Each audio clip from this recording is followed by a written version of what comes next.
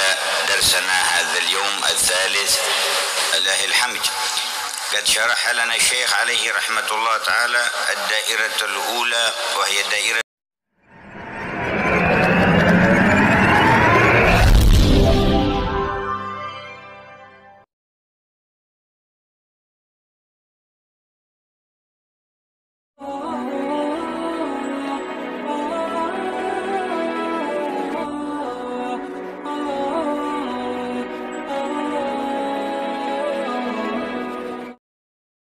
Assalamualaikum warahmatullahi wabarakatuh. Bismillahirrahmanirrahim. Alhamdulillahirabbil alamin.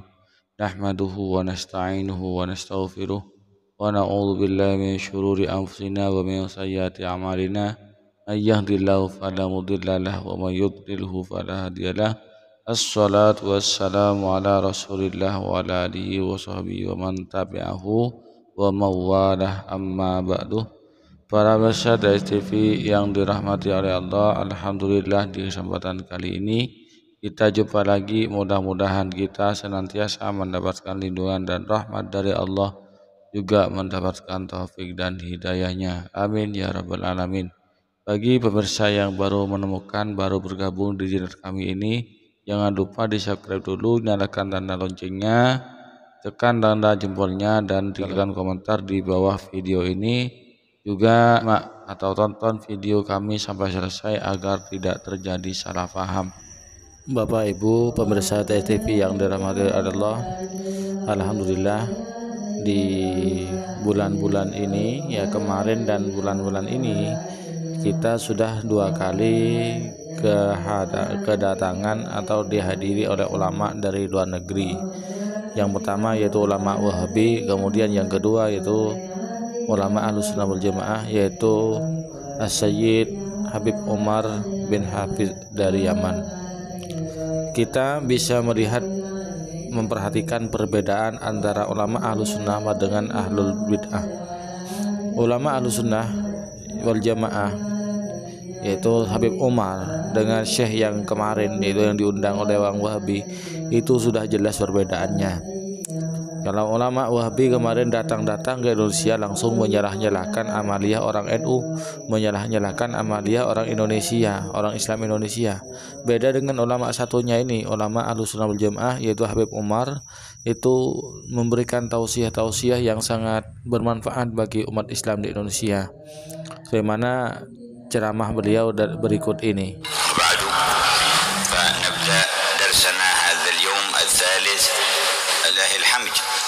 قد شرح لنا الشيخ عليه رحمة الله تعالى الدائرة الأولى وهي دائرة الإسلام والإيمان وما يقويان به، وأن بذرة ذلك شهادة لا إله إلا الله وأن محمد رسول الله.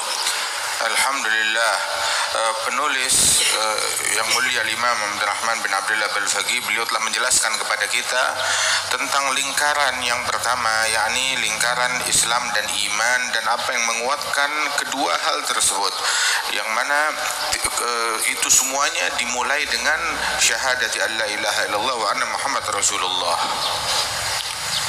وأنها كالبذرة تقوم بها شجرة الدين كله. Dan kalimat syahadat itu ibaratnya bagaikan benih yang ditanam, dan dari situ akan tumbuh agama pada jiwa seseorang secara seutuhnya. وهو يتكلم عن الدائرة الثانية دائرة العلم والبيان. Dan inilah penulis berbicara tentang lingkaran yang kedua, dan itu adalah lingkaran ilmu dan penjelasan. وأخبر أن هذا الدين دين الحق الذي لا يقبل الله سبحانه وتعالى غيره لا بد فيه من علم وعمل. Dan disebutkan bahwasanya agama ini adalah agama yang hak, yang benar, yang mana Allah tidak menerima selain daripada agama ini, dan agama ini adalah agama yang mengajarkan pengajarannya dan pengamalan. متلازم معه الإيمان، متلازم معه العلم والعمل في أول وآخر وباطن وظاهر. Sesuatu yang lazim dan tidak terpisahkan, ilmu dan amal, mulai dari awal hingga akhir, dari zahir hingga batin. Keduanya selalu berdampingan antara ilmu dan amal.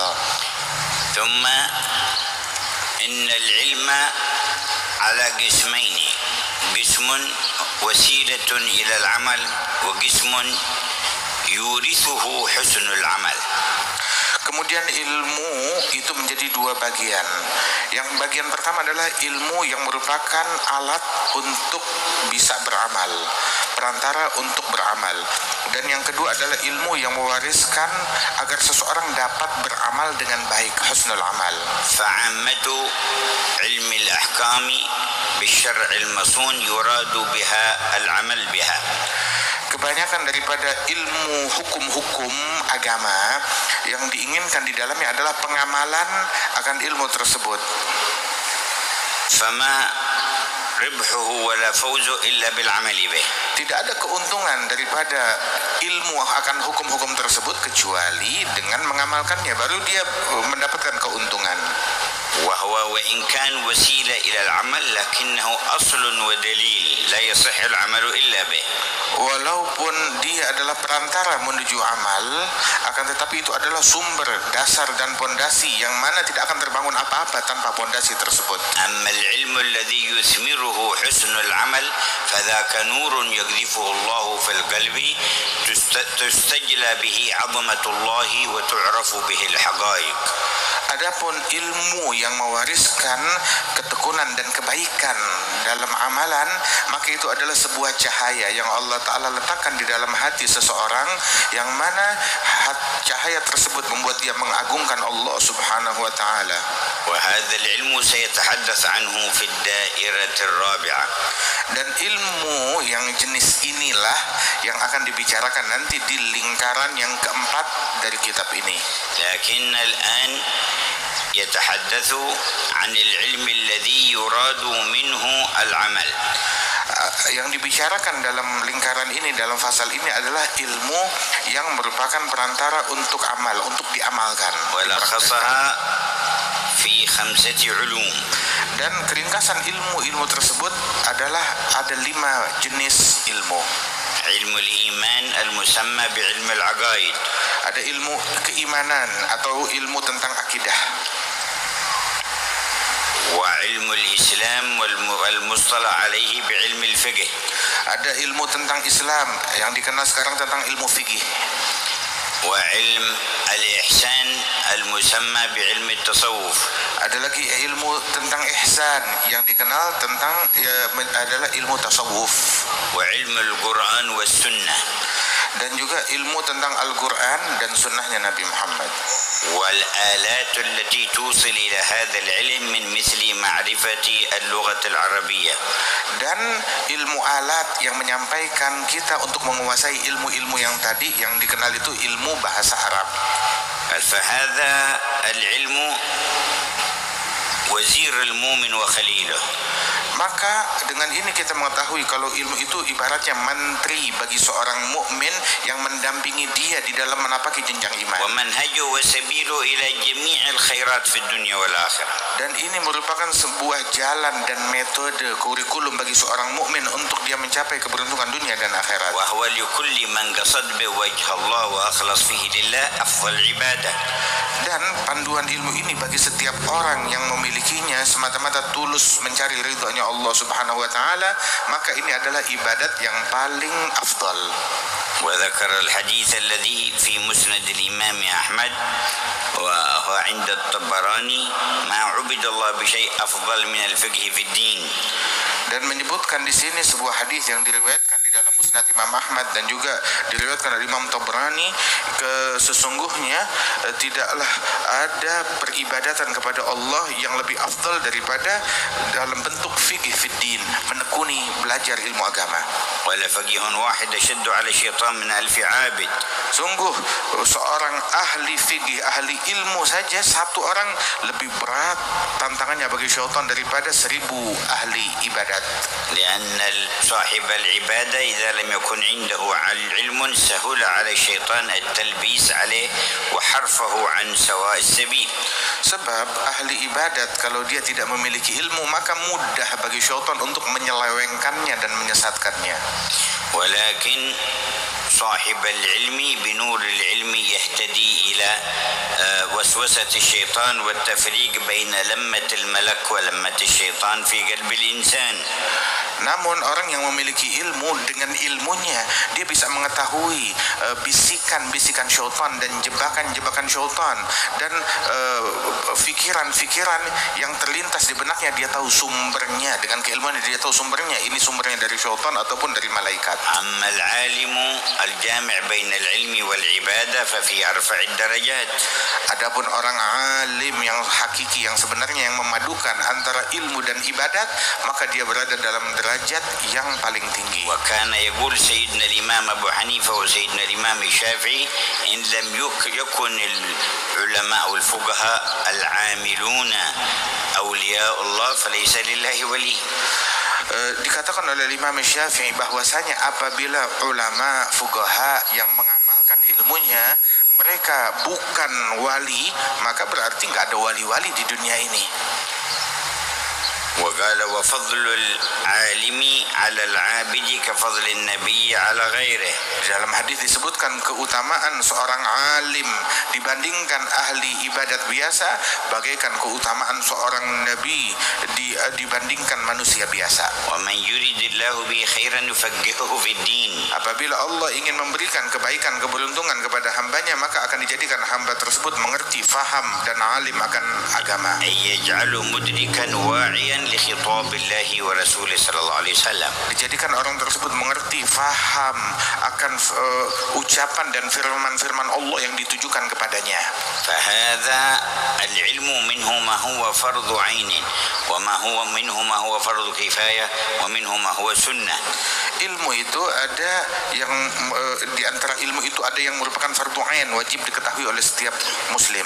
Ada lagi yang merupakan fardu kifayah, cukup diketahui oleh seseorang yang mengetahuinya, nggak harus semua orang. Dan ada yang merupakan sebuah sunnah untuk diketahui. فعلم ما فرض على الإنسان في أحكام الشريعة وكذلك في أحكام الإيمان وعلم ما يلزم الإنسان تركه هذا من فروض العين. Ilmu yang berkaitan tentang hukum-hukum syariat atau berkaitan tentang keyakinan dan keimanan, ataupun yang mengajarkan kepada seseorang apa hal-hal yang wajib dia tinggalkan di dalam agama Islam. Ini ilmu semacam ini adalah ilmu yang sifatnya fardu ain, wajib diketahui oleh setiap muslim, wajib belajar tentang ilmu. وهو المراد بقول النبي طلب العلم فريضة على كل مسلم يعني ذكرا كان أو أنثى. Dan ini yang dimaksud dalam hadis Nabi Muhammad, menuntut ilmu adalah wajib atas setiap orang Islam, baik dia laki-laki ataupun perempuan, harus tahu. وما زاد على ذلك يصير فرض كفاية إلى أن يوجد في كل بلد من بلاد المسلمين من يستطيع الإفتاء على بصيرة وبينة من العلم فيما يقع لهم من أحوال ومسائل. Lebih daripada pengetahuan yang tadi itu, maka hukumnya fardu kifayah. Cukup ada 1-2 orang yang mengetahuinya di dalam suatu negeri agar menjadi rujukan untuk menfatwakan kepada orang-orang apa yang diperlukan oleh masyarakat. وما زاد على ذلك فهو السنة. Dan lebih daripada itu semua, keilmuan itu adalah menjadi hal yang sunnah untuk diketahui. قال تعالى يرفع الله الذين آمنوا منكم والذين أوتوا العلم درجات. Allah Ta'ala berfirman, Allah mengangkat derajat orang yang beriman di antara kalian. Namun orang yang diberikan ilmu derajatnya jauh lebih tinggi lagi. قال ابن عباس يرفع الله العلماء فوق المؤمنين ب700 درجة ما بين كل درجة ودرجة مسيرة 300 سنة. Berkata Imam Abdullah bin Abbas dari ayat ini bahwasanya Allah mengangkat derajat ulama dibandingkan orang mukmin biasa itu, diangkat derajatnya 700 derajat. Antara satu derajat dengan derajat yang lainnya itu dicapai dengan perjalanan 300 tahun. وبين لنا أهم وأعظم الثمرات لهذا العلم المقصود النافع. Dan dijelaskan oleh penulis bahwasanya tentang tujuan yang terbesar daripada ilmu yang manfaat ini. قال به يعرف العبد نفسه في عجزه ونقصه وذله وفقره. Dengan ilmu ini, ilmu yang manfaat adalah ilmu yang membuat seorang hamba dia tahu akan kekurangan dirinya, akan kelemahan dirinya, akan kefakiran dirinya. يوقفه على الحقيقة ويخرجه من الوهم والخيال. Yang membuat orang tersebut menemukan ilmu yang hakikat, mengeluarkan dia dari hayalan dan angan-angan. ويعرف عظمة ربه وكبرياءه تعالى وغناه عنه وعن جميع الكائنات. Dengan melalui ilmu tersebut dia mengetahui keagungan Tuhannya dan kehebatan Tuhannya yang maha agung di atas semua makhluk-makhluk dan alam semesta ini. ويعلم أن الله المنعم عليه والمتفضل عليه بكل خير وصل إليه. Dan mengetahui dengan ilmu tersebut kalau Allah Ta'ala telah memberikan anugerah yang sangat besar kepada dia dengan beragam nikmat. وقد خلقه من العدم. Allah telah menciptakannya dari ketiadaan. وأمده بأنواع النعم. Dan Allah memberikan kepadanya dengan beragam nikmat. وفي أي وقت يقطع عليه نعمة البصر يعمى. Di waktu kapanpun kalau Allah ingin memutus nikmat mata, maka dia akan langsung menjadi buta. Dan diangkat oleh Allah Ta'ala kapan waktu pun diangkat oleh Allah nikmat pendengaran, dia langsung tuli. Dan dicabut nikmat berbicara, langsung bisu saat itu juga.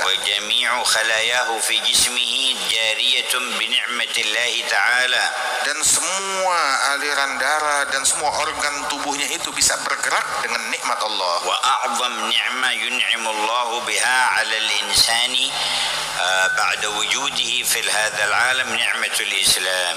Dan nikmat yang paling besar yang Allah anugerahkan kepada manusia setelah nikmat diadakan oleh Allah di alam semesta ini dihidupkan, nikmat yang terbesar setelahnya adalah nikmat Islam. Fa inna Allah yu'ti ad-dunya man yuhibbu wa man la yuhib wa la yu'ti ad-din illa man yuhib. Sebab Allah memberikan dunia kepada yang dicintai oleh Allah ataupun yang dibenci oleh Allah. Sama aja diberikan dunia kepada siapapun, tetapi tidak memberikan nikmat agama melainkan hanya kepada orang-orang yang dicintai oleh Allah. Faman a'tahu ad-din faqad ahabbah. Apabila Allah telah memberikan agama kepada seseorang, berarti Allah cinta kepada orang itu. Zadanallahu wa iyyakum ilman wa imana. Semoga Allah menambahkan aku dan kalian keimanan dan kenikmatan dari Allah. Amalan salihan khalisan maqbula. Dan ditambahkan amalan yang saleh, yang ikhlas, tulus dan diterima oleh Allah. Qal fa farad ala kulli mu'min an yajtahid fi hadzal ilm. Wajib atas setiap mukmin untuk bersungguh-sungguh mencari ilmu yang sejenis ini. قال وكل علم ما يثمر هذه معرفة هذه الحقيقة في حاجة الإنسان وعجزه وفضل الله عليه فليس من علوم الدين. Dan segala bentuk ilmu yang tidak mewariskan kepada seseorang pengetahuan akan betapa miskinnya dia, betapa lemahnya dia, betapa besar kebutuhan dan keperluannya kepada Allah, dan betapa besar anugerah Allah Ta'ala. Kalau dia nggak jadi sadar akan ini semua, berarti ilmu tersebut bukan ilmu. وإن سموه الناس علما. Walaupun diklaim oleh orang-orang ini namanya ilmu. فإنهم يتجرؤون على المصطلحات وقد يسمون ما ليس بعلم علما. Sebab mereka adalah orang-orang yang lancang terhadap pengistilahan, hingga mereka dengan lancangnya menamakan sesuatu yang bukan ilmu ini adalah ilmu, padahal tidak. وقد يسمون جزئيات وفرعيات في العلم تضمحل وتتلاشى وتنتهي هي العلم ويتركون الأصل والأساس الذي بعلمه يسعد الإنسان في الدنيا والآخرة. Dan dia terkadang mengutamakan, memprioritaskan cabang-cabang, bagian-bagian kecil daripada ilmu yang mungkin akan sia-sia, akan hilang saja, akan berakhir begitu saja. Akan tetapi dia melupakan pondasi yang terpenting daripada ilmu tersebut yang yang bisa mengakibatkan berdampak kepada keberuntungan atau kesialan seseorang di dunia dan akhirat. Wa an haula'i qala Allah walakinna aktsara an-nasi la ya'lamun ya'lamuna zahiran min al-hayati ad-dunya wa hum 'anil akhirah hum ghafilun. Dan orang yang semacam ini yang diisyaratkan oleh Allah bahwasanya kebanyakan manusia tidak mengetahui.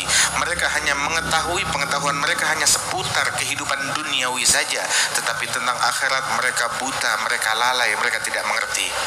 فأثبت لهم أنهم يعلمون ظاهرا من الحياة الدنيا ونفى عنهم العلم أي حقيقة العلم النافع. Disebutkan kalau mereka ini mengetahui keilmuan duniawi, akan tetapi Allah Ta'ala anggap mereka tidak mengetahui apa-apa. Artinya mereka buta akan ilmu yang manfaat. في دلالة على أن جميع العلوم إن أخذت وطبقت على موافقة علم شريعة الله تعالى نفعت وأثمرت في الدنيا والآخرة وإلا فهي منقطعة النفع والفائدة.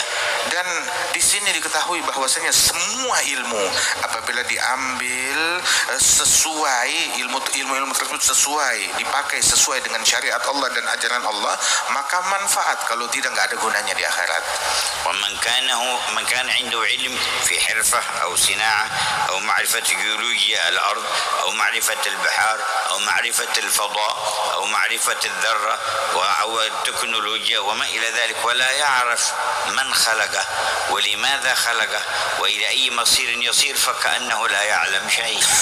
Barang siapa yang mengetahui ilmu tentang menjahit ataupun tentang bumi ataupun tentang geologi ataupun tentang atom ataupun tentang teknologi lainnya, tapi dia nggak mengetahui ilmu yang terpenting, dia nggak tahu dia diciptakan oleh siapa, untuk apa, dan dia akan kembali kemana. Ini merupakan ilmu yang terpenting dan dia nggak tahu itu semua, maka berarti segala ilmunya itu nggak ada gunanya. لأن جميع ما يعلمه سيذهب ويضمحل ولا ينتفع منه وسيصل إلى الآخرة فلا يجد له عند الله مآلا حسنا فكأنه لم يعلم شيء.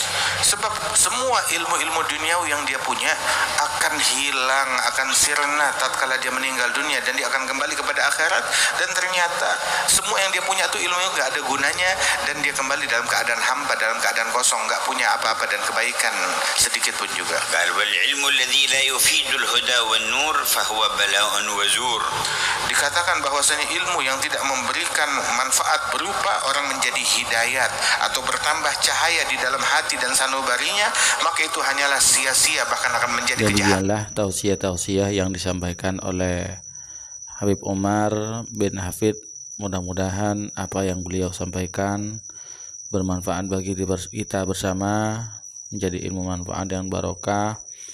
Kita semakin menjadi orang yang soleh-solehah, semakin dekat kepada Allah Subhanahu wa taala, dan menjadi orang yang husnul khotimah. Amin ya rabbal alamin. Kurang lebihnya mohon maaf. Assalamualaikum warahmatullahi wabarakatuh.